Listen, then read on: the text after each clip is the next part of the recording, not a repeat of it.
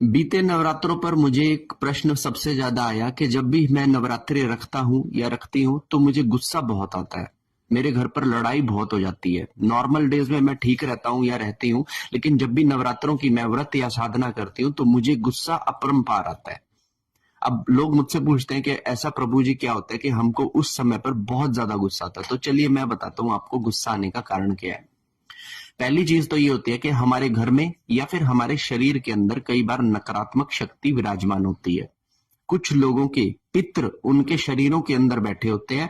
तो जब भी आप नवरात्रे करते हो तो आप देवी की एक ऐसी तरंग को कॉल कर रहे होते हो जो नकारात्मक शक्ति को मिटाती है। और जब ऐसा होता है तो बीच के द्वंद्व में जो द्वेष पैदा होता है उसकी वजह से आपको गुस्सा आता है।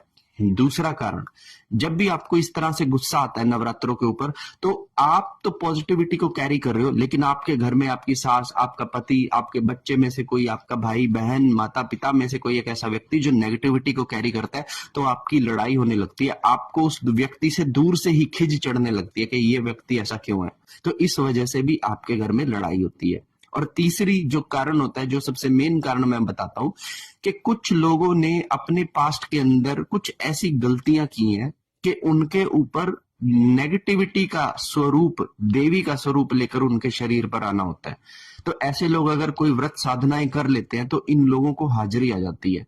ऐसे लोग अगर किसी दरबार के अंदर जाते हैं तो इन लोगों को हाजिरी आ जाती है। ये कहते हैं कि हमें पहली बार ऐसी हाजिरी आई है, देवी की हाजिरी। अब आप तो उसे देवी बनाकर पूजना शुरू कर देते हो, लेकिन जो उसकी एंट्री का तरीका था, जो पोजेशन का तरीका था, वो बिल्कुल भी एक्यूरेट नहीं था।